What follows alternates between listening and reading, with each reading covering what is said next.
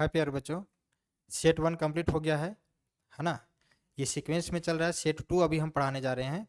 इसमें भी 50 क्वेश्चन हम लोग डिस्कस करेंगे और 50 क्वेश्चन में जिस क्वेश्चन को बताएंगे उससे रिलेटेड और भी कुछ क्वेश्चन बनने लायक होगा, तो उसको भी हम अभी डील करेंगे। आई होप कि ये सारा क्वेश्चन आप लोगों के एग्जामिनेशन के लिए बहुत ज़्यादा फायदेमंद होगा।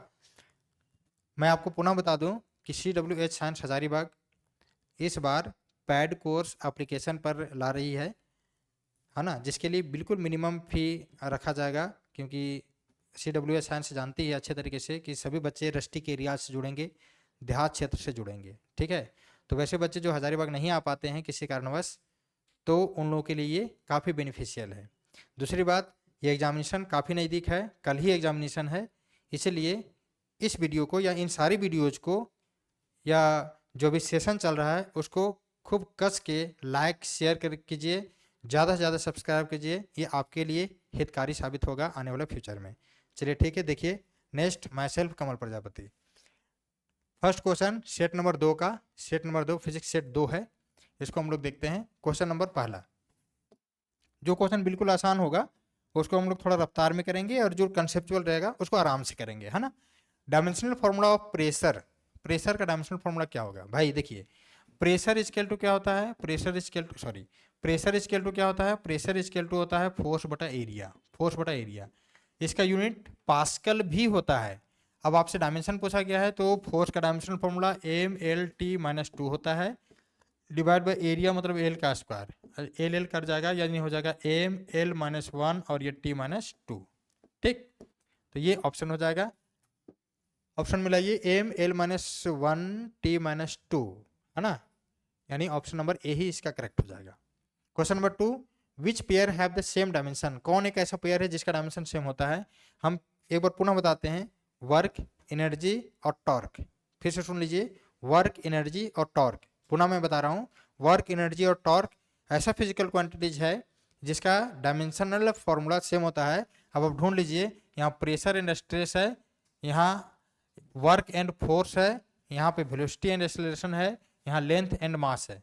ठीक है, तो प्रेशर एंड स्ट्रेस है, तो प्रेशर और स्ट्रेस के फॉर्म में देखिए, प्रेशर इक्वल टू अभी हमने पढ़ाया फोर्स बटा एरिया, है ना, जिसका डायमेंशन सेम है। इसका डायमेंशन होता है ML-1 T-2। स्ट्रेस, स्ट्रेस बराबर क्या होता है? स्ट्रेस, स्ट्रेस बराबर होता है फोर्स बटा एरिया, है ना।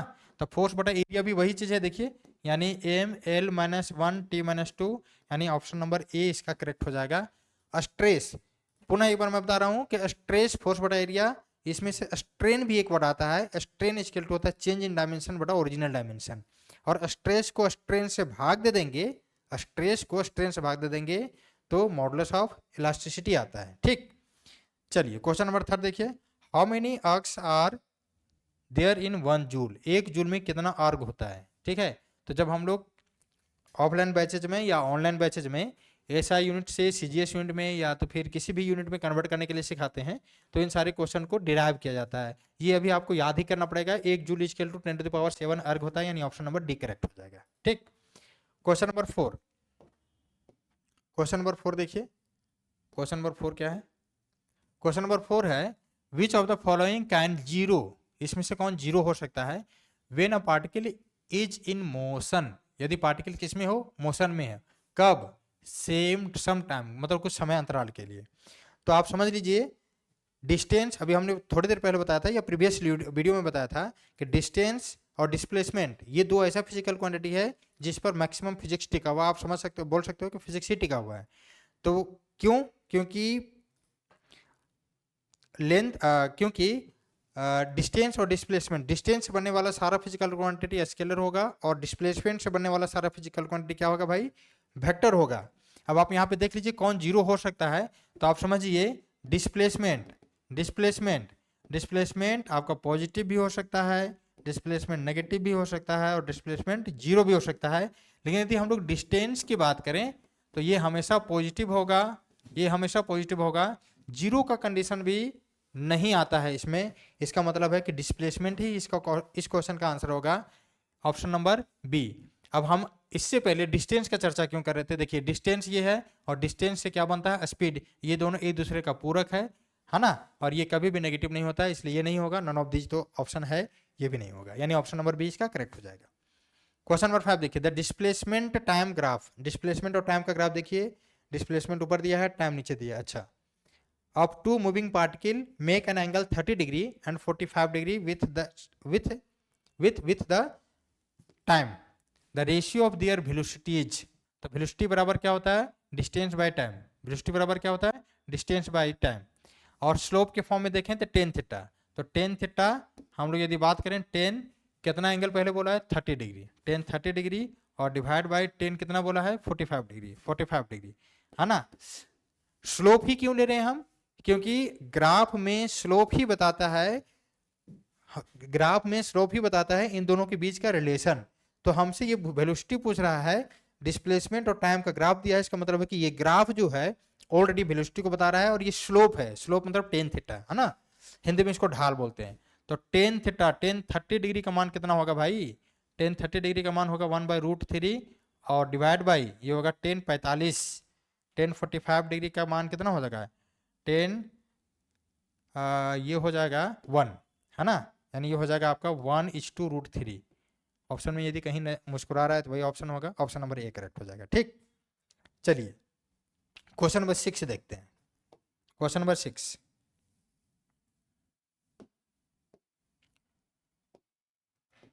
क्वेश्चन नंबर 6 क्या है, the velocities of a body varies v equal to 2t + 5t square, what is the acceleration at t equal to 10 second, है ना। एक इक्वेशन दिया है, क्या इक्वेशन दिया है, v इक्वल टू 2t और ये प्लस 5t का स्क्वायर। देखिए वेलोसिटी जो है वो फंक्शन टाइम का है, इसको डिफ्रेंशिएट कर सकते हैं, ये हो जाएगा dv/dt इक्वल टू हो जाएगा d ऑफ 2t और ये हो जाएगा 5 और ये t स्क्वायर 5t स्क्वायर और ये कितना हो जाएगा dt। अब इसको सॉल्व कर लीजिए, dt/dt ये हो जाएगा 2 प्लस ये हो जाएगा 5 × 2t, 5 × 2t। dv/dt equal to होता है एक्सेलरेशन, एक्सेलरेशन का मान कितना समय पूछ रहा है, t इक्वल टू 10 सेकेंड में। तो आप इसको सॉल्व कर लीजिए, 2 और ये प्लस 5 × 10 इंटू और ये 10 10 × 100 100 और 2 102 metre per second square, 102 metre per second square कहीं है, 102 मीटर पर सेकेंड स्क्वायर। अच्छा, 10 का स्क्वायर मतलब 100 दिया है, ये भी 100 है, -100 है और ये 50 है।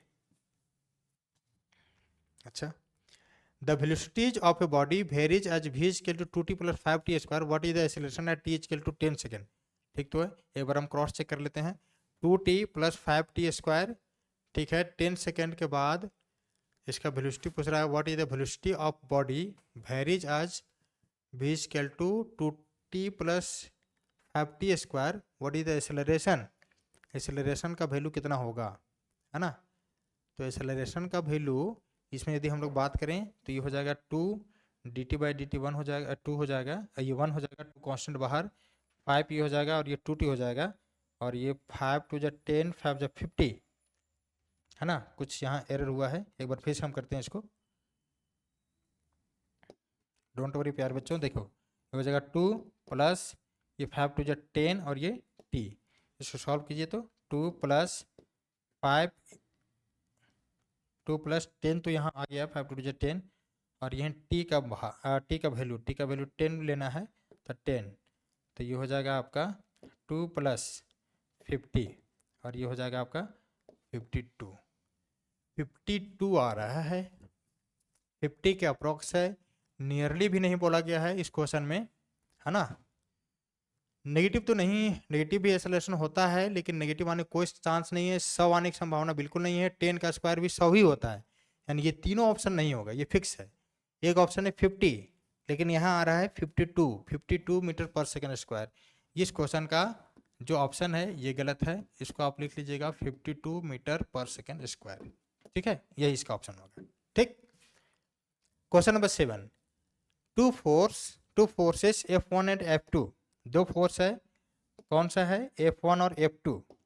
क्या बोल रहा है इसमें, दो force F1 and F2 are perpendicular to each other on a point mass, एक पॉइंट मास है, इस पर एक पॉइंट मास है, इस पर एक फोर्स इधर से लग रहा है F1, एक फोर्स इधर से लग रहा है F2, तो the resultant force of the point mass is given bye, resultant force कितना होगा, यानी एफ नेट, एफ नेट बराबर कितना होगा, तो एफ नेट इजकल टू, मान लीजिए कि F1 प्लस F2 का ये वेक्टर, इसको जैसे ही हम लोग मॉडुलस लेंगे ये अंडर रूट चला जाएगा, ये हो जाएगा F1 का स्क्वायर प्लस F2 का square plus 2 times F1 F2 और ये क्या हो जाएगा कॉस थीटा। ठीक, कितना एंगल बोला है, परपेंडिकुलर मतलब 90 डिग्री, यानी ये पूरा खत्म हो जाएगा, कॉस 90 मान 0, यानी F1 का प्लस F1 का स्क्वायर प्लस F2 का स्क्वायर कहीं है तो वही ऑप्शन होगा, यानी ऑप्शन नंबर डी करेक्ट हो जाएगा। ठीक है, चलिए क्वेश्चन नंबर 8, क्वेश्चन नंबर 8 देखिए क्या है। क्वेश्चन नंबर 8, क्वेश्चन नंबर 8 है if unit vector A and B are initially at an angle theta A and B is, अच्छा यदि unit vector A and B initially at an angle theta, initially ये दोनों कुछ angle पर हैं ए और B, तब ए का यूनिट वेक्टर माइनस बी का यूनिट वेक्टर कितना होगा, है ना, ए का यूनिट वेक्टर और बी का यूनिट वेक्टर कितना होगा। ठीक है, तो इसको सॉल्व करें प्यार बच्चों, यदि हम इसको सॉल्व करें तो इसका वैल्यू कितना आ जाएगा, ए का यूनिट वेक्टर ए और unit vector A and B are inclined at an angle theta. आप ऐसा मान लीजिए एक वेक्टर ए है और बी इस पर इंक्लाइंड वेक्टर है, यूनिट वेक्टर ही है ना, बी यूनिट वेक्टर है। तो यदि हम इसको तोड़ते हैं तो हम इसको लिखते हैं, इसका प्रोजेक्शन यदि लेंगे ए और ए का यूनिट प्रोजेक्शन, हम लिख सकते हैं ए का यूनिट वेक्टर डिवाइड बाई ए का वेक्टर का मॉडुलस, है ना। तो यहाँ एंगल के फॉर्म में दिया है, ये एंगल भी है, एंगल थीटा है, तो ये हो जाएगा ए का स्क्वायर ए डॉट ए, मतलब कि ये हो जाएगा ए कॉस थीटा बाई क्या हो जाएगा ए का वेक्टर, है ना। और यदि हम इसको तोड़ें ए का वेक्टर तो कॉस थीटा का फॉर्म में आना चाहिए। ठीक है, inclined at an angle theta then A and, अच्छा इसका माइनस पूछा रहा है, नेगेटिव ना। चलिए ठीक है, देखते हैं इसको। क्वेश्चन नंबर 9 देखिए, question number 9, the trajectory of the projectile is, projectile का ट्रेजेक्ट्री कैसा होता है, प्रोजेक्टाइल का ट्रेजेक्ट्री हमेशा पाराबोलिक होता है, पाराबोला, है ना। जैसे मान लीजिए कोई भी ऑब्जेक्ट को यहाँ से हम लोग प्रोजेक्ट करते हैं तो ये ऑब्जेक्ट इस तरीके से मूव करके यहाँ गिरता है, इसी को हम लोग क्या बोलते हैं, इसी को हम लोग बोलते हैं ट्रेजेक्ट्री, ट्रेजेक्ट्री। यानी इस क्वेश्चन का ऑप्शन नंबर भी करेक्ट हो जाएगा। क्वेश्चन नंबर 10 देखिए, a projectile is thrown with 5 metre per second at an angle of 30 degree with the horizontal, अच्छा ये हॉरिजेंटल है और ये वर्टिकल है, कितना एंगल से फेंका जा रहा है, थीटा इक्वल टू 30 डिग्री से। तो कहता है टाइम ऑफ फ्लाइट कितना होता है, तो टाइम ऑफ फ्लाइट का फॉर्मूला होता है T F equal to 2 sine theta by g. तो आप इसको यूज कर लीजिए, 2 इंटू साइन कितना एंगल से फेंका गया है 30 डिग्री से, और डिवाइड बाई जी का मान 10 मान लीजिए आप, तो ये हो जाएगा साइन 30 का मान कितना होगा 1/2, यानी केवल 1 होगा बाई 10, यानी 0.1 second, 0.1 second, option number A correct हो जाएगा।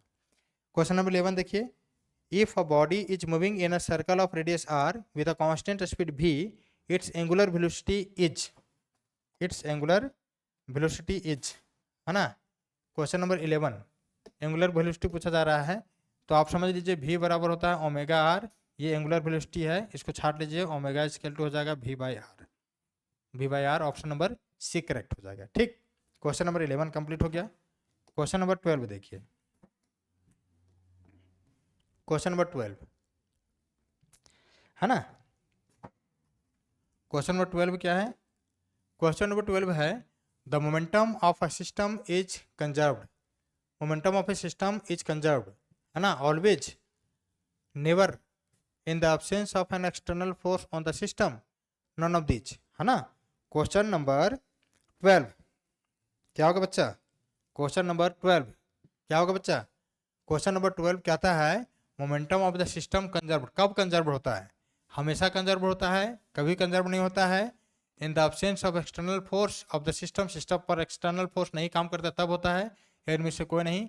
तो ध्यान रखिएगा, कंजर्वेशन ऑफ मोमेंटम की यदि बात करें तो ये होगा तब जब एक्सटर्नल फोर्स इस पर एक्ट कर नहीं काम करेगा तब, या एक्सटर्नल फोर्स नहीं काम करेगा तब। क्वेश्चन नंबर 13 क्या है? A large force is acting on a body for a short time, है ना, बहुत बड़ा फोर्स एक्ट कर रहा है बहुत कम शॉर्ट टाइम के लिए, मतलब फोर्स इनटू टाइम समझ लीजिए। तो ये हो गया इम्पल्स, जिसको जे बोलते हैं। तो यहाँ आगे लिखा हुआ भी है, the impulse imparted is equal to the change in. तो ये जो इम्पल्स है ना, इम्पल्स जो है वो चेंज इन मोमेंटम के बराबर होता है, डेल्टा पी के बराबर होता है। ये अपने आप में एक फॉर्मूला है, ये ध्यान रखिएगा। डेल्टा पी बराबर क्या होता है? चेंज इन मोमेंटम, मतलब momentum final momentum minus initial momentum. ठीक, यानी option number, change in momentum कहीं नजर आ रहा है, चेंज इन तो यहाँ लिखा हुआ है, मोमेंटम ये, option number B. Question number 14, Newton's first law of motion is known as. Newton's के पहले नियम को हम लोग क्या बोलते हैं?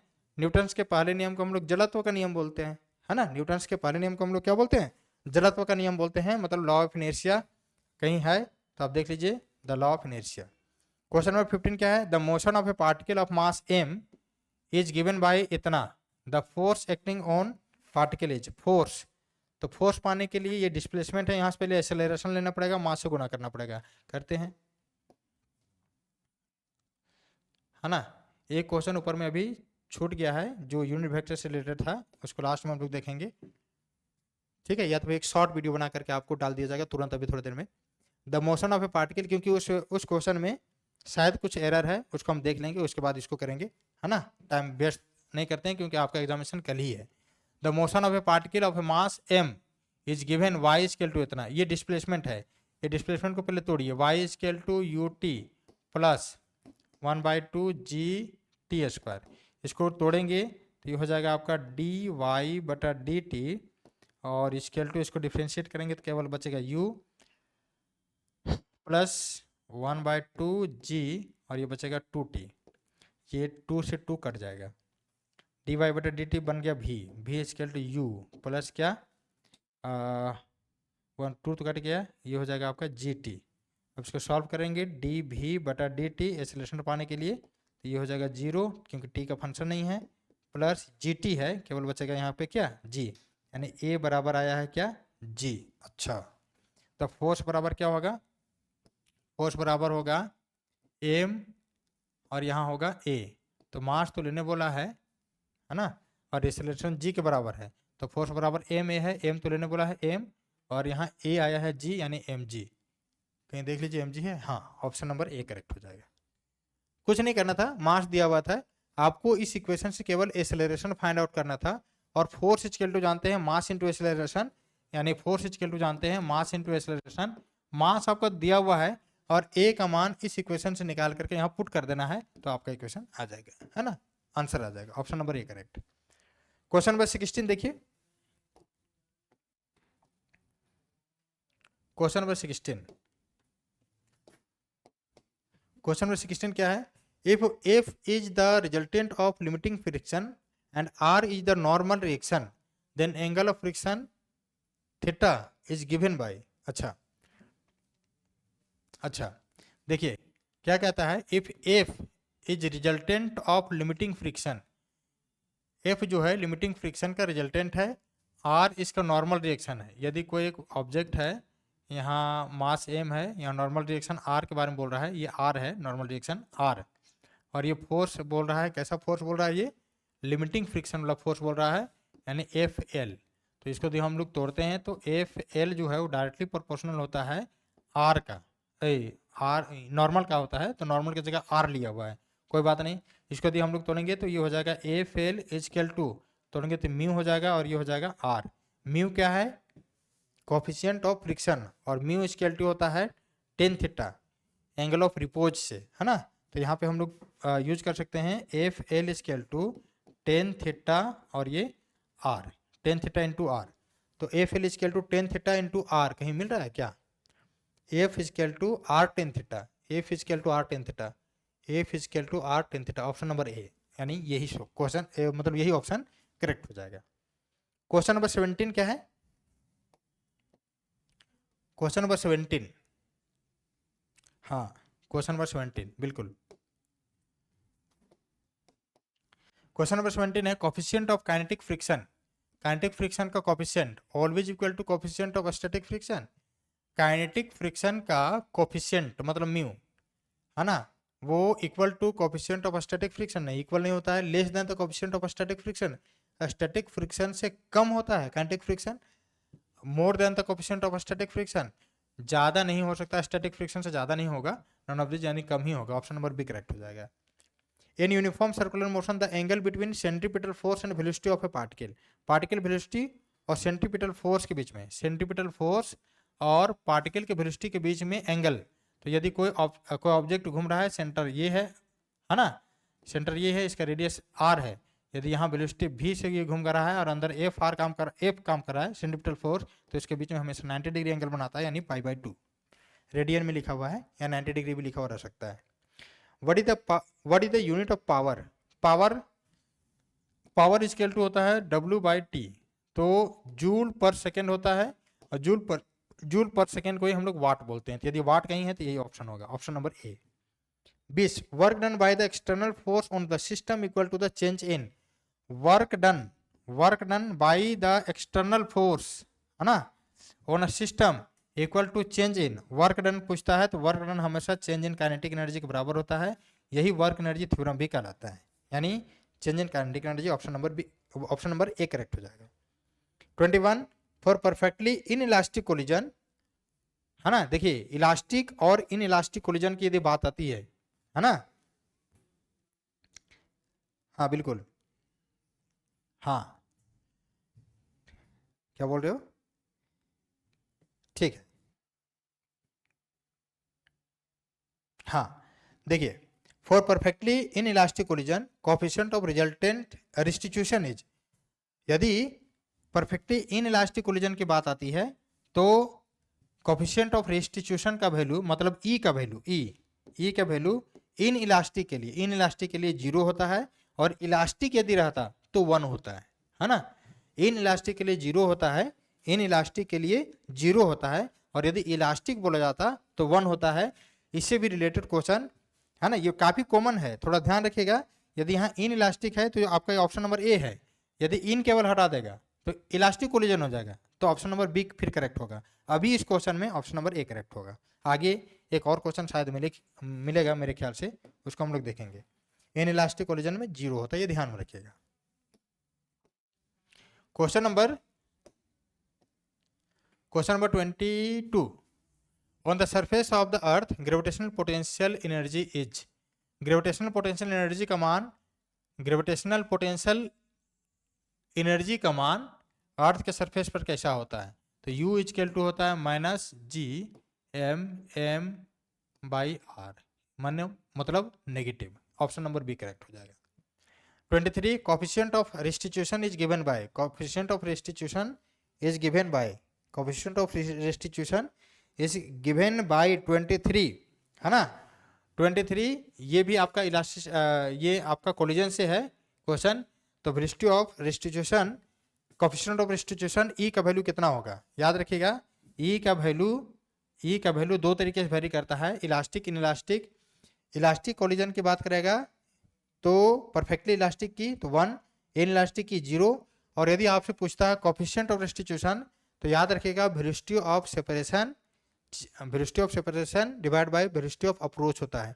देखिए सेपरेशन ये हो रहा है, मतलब देखिए यदि ये 2 ऑब्जेक्ट है, इस तरीके से जा रहा है, U1 वेलोसिटी, ये U2 वेलोसिटी, यहाँ ऐसे टकराने के बाद ये दोनों वेलोसिटी अलग अलग हो गया, इसका V1 हो गया, इसका V2 हो गया, तो velocity of separation, change in velocity of separation, तो V2 minus V1 divide velocity of approach मतलब V1 माइनस V2, यानी ऑप्शन नंबर डी करेक्ट हो जाएगा, ठीक है। 24 क्वेश्चन नंबर 24, क्वेश्चन नंबर 24 क्या है, moment of inertia is the rotational analog of, moment of inertia का रोटेशनल एनालॉग क्या होता है, तो मोमेंट ऑफ इनर्शिया का rotational analog, moment of inertia I का मास होगा, ऑप्शन नंबर डी। याद रखिएगा टॉर्क का, फोर्स का टॉर्क होता है, डिस्प्लेसमेंट का थीटा होता है ना, और मोमेंटम का एंगुलर मोमेंटम होता है, और भी कुछ हो गया क्या, हाँ एक्सेलरेशन, एक्सेलरेशन का अल्फा होता है एंगुलर एक्सेलरेशन, और वेलोसिटी का एंगुलर वेलोसिटी होता है ओमेगा, ठीक है, ये इन सारी चीज़ों को याद रखिएगा। अभी पूछा है किसका, मोमेंट ऑफ इनर्शिया मतलब आई, ये किसका होता है, मास का। ये क्वेश्चन आपसे पूछा गया है। इन सब में से कोई भी क्वेश्चन आपसे पूछा जा सकता है, ध्यान रखिएगा। ठीक है, यानी इस क्वेश्चन का ऑप्शन नंबर डी करेक्ट हो जाएगा। नेक्स्ट क्वेश्चन कितना है, 25।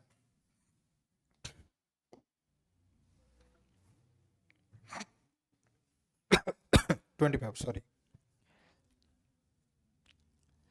हाँ, radius of gyration of thin rod of mass m and length LH, है ना। यदि मास m हो और लेंथ l हो तो वैसे कंडीशन में रेडियस ऑफ गायरेशन का जो वैल्यू होता है k, वो होता है L/√3 का फॉर्मेट। यहाँ √2 दिया हुआ है ना, यहाँ √3 होगा। ऑप्शन नंबर ए करेक्ट हो जाएगा। Question number 25। Question number 26। हाँ जी बिल्कुल। क्वेश्चन नंबर 26 क्या है, Kepler's second law is the consequence of law of conservation of. देखिए ये क्वेश्चन पीछे कहीं ना कहीं जरूर आया होगा, लॉ ऑफ एरिया में, है ना। तो कहता है कि केपलर्स का दूसरा नियम जो है वो कंसिक्वेंस करता है लॉ ऑफ कंजर्वेशन को, क्या, तो ये होगा आपका angular momentum.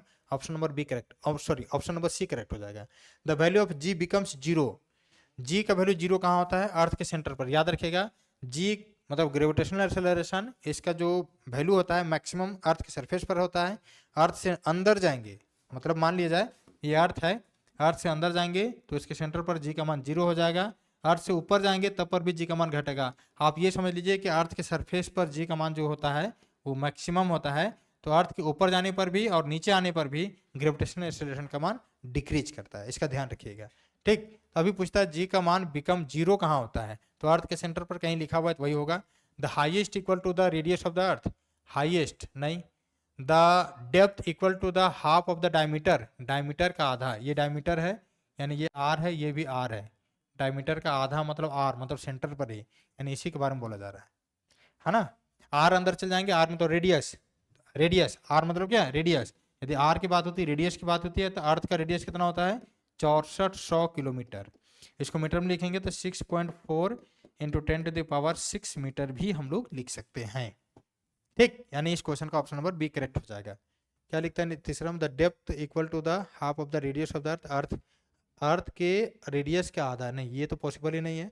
The point in between the pole, ना ये तो बिल्कुल ही नहीं होगा, ये तो बिल्कुल निराधार क्वेश्चन है, मतलब ऑप्शन है। Question number 28, acceleration due to gravity on the earth is. Acceleration due to gravity कितना होगा, है ना। तो एक्सेलरेशन ड्यू टू ग्रेविटी कितना होगा, देखिए एफ इज इक्वल टू होता है जी m1 m, या तो फिर आप ऐसे कीजिए ना, एक बड़ा एम छोटा एम लीजिए, है ना, एक कैपिटल एम एक small m by separation r का स्क्वायर, यहाँ जी भी रहेगा। और एफ इक्वल टू होता है एम जी, मान लीजिए वेट के लिए, G M M by R square, M M cut जाएगा, G equal to G M by R square बचेगा, यानी ऑप्शन नंबर बी करेक्ट हो जाएगा। क्वेश्चन नंबर 29 कहाँ गया, क्वेश्चन नंबर 29 देखिए, विच of the following is correct, कौन सही है, कौन सही है, इसमें से कौन सही है। Which of the following correct, g pole gravitational acceleration का मान पोल पर कम होता है, इक्वेटर पर ज्यादा होता है। पोल पर ज्यादा होता है, इक्वेटर पर कम होता है। जी का मान इक्वेटर पोल के बराबर होता है, जी का इक्वेटर के बराबर होता नहीं। ये दोनों ऑप्शन तो होगा ही नहीं, है ना। और इक्वेटर पर मैक्सिमम होता है, सॉरी पोल पर मैक्सिमम होता है, मानी मतलब कि इक्वेटर पर जीरो होता है। तो इक्वेटर का मान क्या, तो विच of the following is correct, कौन सही है। तो जी का मान इक्वेटर पर जीरो होता है, मतलब कि ये कम होगा और ये ज़्यादा होगा। इसका मतलब है कि इसका जो मुहमा जो है वो जी पोल की तरफ घूमल होना चाहिए, यानी ऑप्शन नंबर बी करेक्ट होगा, है ना। थोड़ा सोच समझ करके टिक आउट कीजिएगा वहाँ पे एग्जामिनेशन में। द जंक्स 30 क्वेश्चन, है ना जी, 30 क्वेश्चन, हाँ ठीक। Question number 30, the Young's of elasticity of perfectly rigid body. Perfectly rigid body के लिए यंग्स ऑफ इलास्टिसिटी का वैल्यू हमेशा इन्फिनिटी होता है, इसको आप याद कर लीजिए, है ना। ये हमेशा हम लोग जब पढ़ाते हैं ऑफलाइन बैच में तो नोट में करके इस तरह को क्वेश्चन हमेशा लिखा देते हैं। Bulk modulus of perfectly rigid body 31st, बोलो 31st का कितना होगा? 31st है ना, 31st का कितना होगा? 31st का भी इन्फिनिटी होगा, है ना, बल्क मॉडुलस के लिए भी, यंग मॉडुलस के लिए भी, बल्क मॉडुलस के लिए भी रिजिडिटी मतलब परफेक्टली रिजिड बॉडी का ये जो वैल्यू होगा वो इन्फिनिटी होगा। 32 with increase in temperature surface tension of liquid, यदि टेम्परेचर का मान बढ़ा दिया जाए तो सरफेस टेंशन का मान क्या होगा? घट जाएगा। इसलिए तो हम लोग को खाना जो स्वाद क्या बोलते हैं, ताज़ा खाना या गर्म खाना हम लोग को ज़्यादा स्वादिष्ट लगता है, क्योंकि सरफेस टेंशन का मान घटा हुआ रहता है, हम जैसे ही मुंह में लेते हैं वो तुरंत फैल जाता है, तो हम लोग को स्वादिष्ट महसूस होता है। आप ठंडा खाना खाओ उतना स्वादिष्ट नहीं लगेगा जितना स्वादिष्ट आपको गर्म खाना लगेगा। इसका मतलब है कि सरफेस टेंशन का मान डिक्रीज करता है, घटा हुआ रहता है। ठीक, चलिए क्वेश्चन नंबर 33। क्वेश्चन नंबर 33 क्या है? Question number 33, atmospheric pressure is equal to, ये तो वैल्यू है 10⁵ पहले ढूंढो कहाँ है, यहाँ है ना, और 1.013 यानी ऑप्शन नंबर ए करेक्ट हो जाएगा, है ना। ये हम अपने ऑफलाइन बैच में इतना बोलते हैं कि बच्चे के दिमाग में ये सेट हो जाता है। If coefficient of linear expansion of A solid is इतना, कोफिशिएंट ऑफ लीनियर एक्सपेंशन मतलब अल्फा, ये दिया हुआ है 1.2 इंटू 10⁻⁻5, है ना। तो what is the coefficient of volume expansion? तो वॉल्यूम एक्सपेंशन इक्वल टू होता है 3 अल्फा, 3 टाइम्स ऑफ अल्फा होता है, तो 3 से केवल इसको गुना कर दीजिए, तो 12 36 3.6 के आसपास में आना चाहिए। देख लीजिए ऑप्शन नंबर सी करेक्ट हो जाएगा। ठीक है, dimension formula of thermal conductivity, thermal conductivity का डायमेंशन फॉर्मूला क्या होगा? 35 क्वेश्चन, थर्मल कंडक्टिविटी का डायमेंशनल फॉर्मूला क्या होगा? थर्मल कंडक्टिविटी का 35, हाँ जी बिल्कुल, हाँ, वाट पर मीटर पर केल्विन इसका यूनिट होता है। हाँ सही बोल रहे हो, वाट पर मीटर और ये पर केल्विन इसका यूनिट होता है, पर मीटर यहाँ माइनस हो गया यहाँ, और पर केल्विन इसका यूनिट होता है। तो आपसे ये तो नहीं पूछा गया है थर्मल कंडक्टिविटी का यूनिट, डायमेंशन पूछा गया है ना, तो आप इसका डायमेंशन निकाल लीजिए। W मतलब वाट, वाट मतलब पावर, पावर का क्या होता है? वर्क डन बाय टाइम, और ये पर मीटर है तो अभी नीचे को मीटर ही नीचे ले आते हैं, मीटर लेंथ है ये, और पर केल्विन केल्विन नीचे लाते हैं, इसको तोड़ते हैं। वर्क, वर्क मतलब कि ml² T-2, और T का हो जाएगा T, और M का हो जाएगा L, और K का K हो जाएगा, एक L कट जाएगा, T को ऊपर ले चलेंगे तो ये हो जाएगा M, T को ऊपर ले चलेंगे तो L पहले लिख लेते हैं, और T टू दी पावर हो जाएगा -3, है ना, और K टू दी पावर हो जाएगा -1, -3 और -1। अब ऑप्शन मिलाइए, MLT-3, MLT-3 और K-1, यानी ऑप्शन नंबर सी करेक्ट हो जाएगा। ठीक है ना। आपने केवल क्या बताया था? इसका यूनिट बताया था, यूनिट की ही मदद से हम लोग डायमेंशन निकाल सकते हैं आसानी से। क्वेश्चन नंबर 35 हो गया, 36 देखिए, क्वेश्चन नंबर 36, हाँ, if Cp molar specific heat capacity at constant pressure, Cb molar specific heat capacity at constant volume is the specific heat capacity at constant pressure and specific heat capacity at constant volume लिख दिया है, then which option is correct? तो हमेशा Cp बड़ा होता है Cv से, अब देख लीजिए कहाँ है, Cp बड़ा है Cv से, है ना। इसको ब्रेक करके R से इक्वेट करेंगे तो यही मेयर फॉर्मूला बन जाता है। आगे हो सकता है होगा आगे। 37 the zeroth law of thermodynamics leads to the concept of, हमेशा टेम्परेचर को बताता है ना, ऑप्शन नंबर डी करेक्ट हो जाएगा। 38 in isothermal process internal energy is, isothermal process में इंटरनल एनर्जी कितना होता है? आइसोथर्मिक प्रोसेस में इंटरनल एनर्जी कितना होता है, कोई बताओगे? आइसोथर्मिक प्रोसेस में इंटरनल एनर्जी कितना होता है? तो आइसोथर्मिक प्रोसेस में इंटरनल एनर्जी का मान हमेशा 0 होता है। 38 39 क्वेश्चन नंबर 39 देखिए, क्वेश्चन नंबर 39 क्या है? 39 if WA and W1 is the work done bye adiabatic process and isothermal. अच्छा, एडियाबेटिक के लिए क्या यूज किया है? WA, आइसोथर्मल के लिए क्या यूज किया है? W1। ठीक, then which is the correct option, कौन करेक्ट ऑप्शन है। अच्छा देखते हैं, यदि हम लोग आइसोथर्मल का ग्राफ बनाए तो ऐसे बनता है और एडियाबेटिक का ग्राफ ऐसे बनता है ना। ये है आपका आइसोथर्मल, ये है आपका एडियाबेटिक। एडियाबेटिक ज़्यादा कर्व है, मतलब एडियाबेटिक ज़्यादा बड़ा होगा, मतलब कि आइसो कहाँ गया, adiabatic process and isothermal. Adiabatic को डब्ल्यू ए ही बोला गया ना, तो डब्ल्यू ए बड़ा होगा। डब्ल्यू ए कहाँ गया, डब्ल्यू ए बड़ा होगा। इसमें तो W1 बड़ा किया है, डब्ल्यू ए, इसमें भी W1 बड़ा कर दिया है ना ना ना ना ना, एडियाबेटिक के लिए डब्ल्यू ए बड़ा होगा। यानी यदि हम इस ऑप्शन में या इधर चेहरा बना दें या तो इसको इधर घुमा दें तब सही होगा। हम बी को ही घुमा दे रहे हैं, ये अब ये सही है, ऑप्शन नंबर बी करेक्ट हो जाएगा। Efficiency of heat engine is given bye, heat engine का एफिशिएंसी, हीट इंजन में क्या हम लोग पढ़ते हैं, हीट इंजन में हम लोग पढ़ते हैं 1 माइनस Q2 बाई Q1, ये फॉर्मूला है, ये याद रखना पड़ेगा भाई, है ना। तो आप देख लीजिए कहाँ है, 1 minus Q2 by Q1, 1 minus Q2 by Q1, यानी ऑप्शन नंबर डी करेक्ट हो जाएगा। 41 क्वेश्चन, क्वेश्चन नंबर 41 क्या है, unit of coefficient of viscosity is, coefficient of viscosity का यूनिट क्या है। आर्ग तो एनर्जी का होता है, हेनरी तो इंडक्टर का होता, हाँ इंडक्टर का होता है, हेनरी म्यूचुअल इंडक्टेंस, हाँ। डायन तो फोर्स का होता है, यानी पॉइज होगा इसका ऑप्शन करेक्ट, ठीक। Time period of second pendulum, second pendulum का टाइम पीरियड हमेशा 2 सेकंड होता है। 43 क्या है, मेयर्स फार्मूला, मेयर्स फार्मूला में अभी हम तुरंत बताए थे, सीपी और सीबी सेपरेट हो जाएगा माइनस के साथ आर से, तो ये मेयर्स फार्मूला बन जाएगा, यानी option number D, option number C. ऐसा unit of thermal conductivity, thermal conductivity अभी तुरंत आप बताए थे, है ना, क्या बताए थे, वर्क डन पर मीटर पर केल्विन। यहाँ पे वर्क डन को जूल पर सेकेंड लिखा है, लिख दो, यहाँ केवल डब्ल्यू को जूल पर सेकेंड पर मीटर पर केल्विन मिला लो।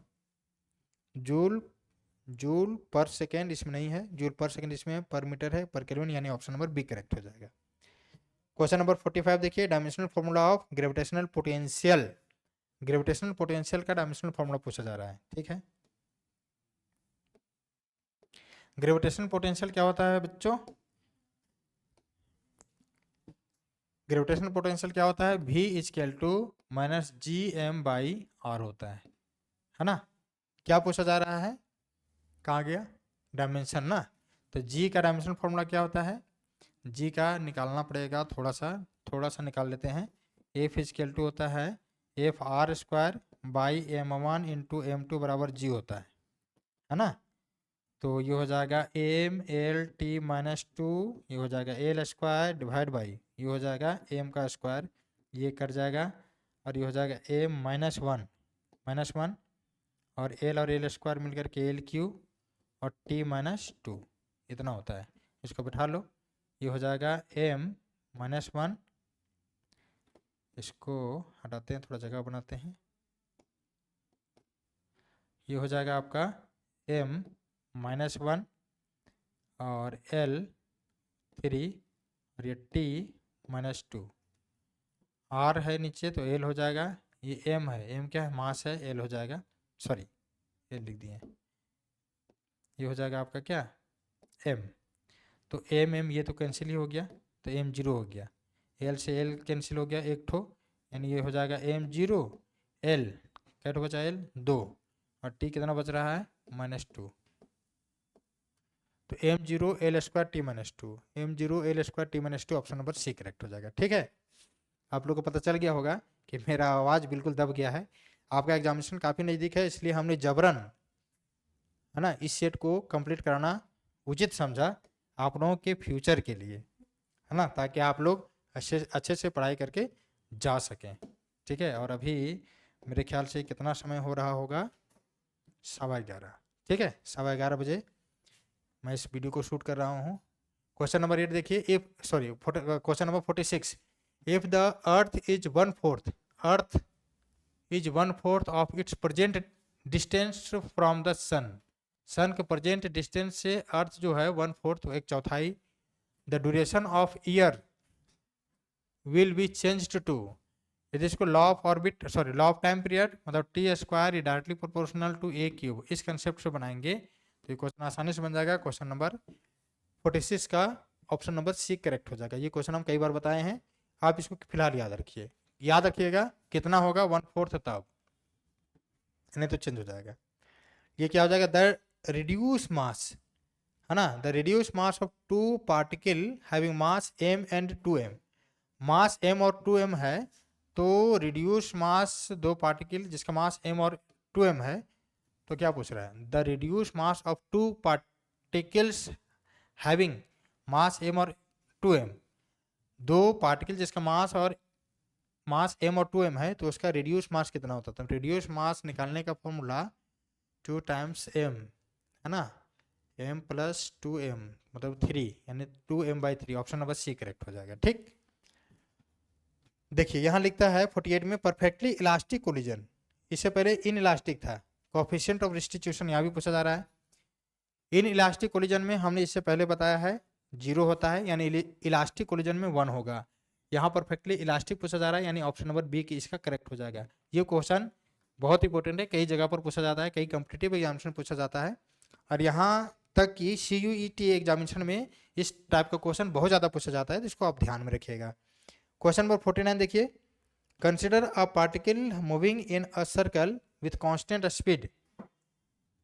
माना कि एक पार्टिकल जो मूव कर रहा है सर्कल में कांस्टेंट स्पीड से, तो वर्क डन कितना होगा, the work done by the centripetal force द्वारा वर्क डन कितना होगा। तो सेंट्रीपिटल फोर्स द्वारा work done, force into displacement, work done equal to force into क्या, डिस्प्लेसमेंट है ना। तो सेंट्रीपिटल फोर्स के द्वारा डिस्प्लेसमेंट, यानी एक सर्कल में घूम रहा है, यदि यहाँ से चलना स्टार्ट किया तो पुनः ये घूम करके यहीं आएगा, मतलब डिस्प्लेसमेंट का मान 0 होगा, यानी वर्क डन का मान 0 होगा। ऑप्शन नंबर सी करेक्ट हो जाएगा।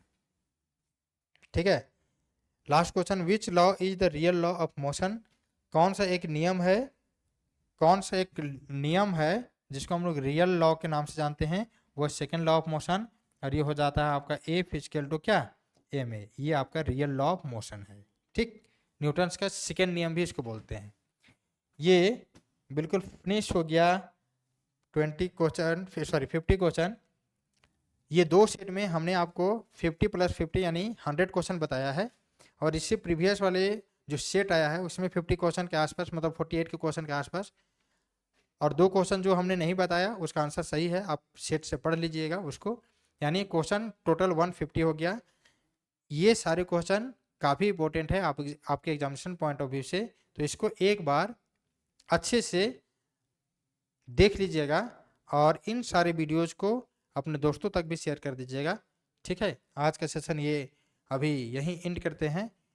Offline classes plus online classes Hazaribagh में 2 मार्च के बाद स्टार्ट हो जाएगा।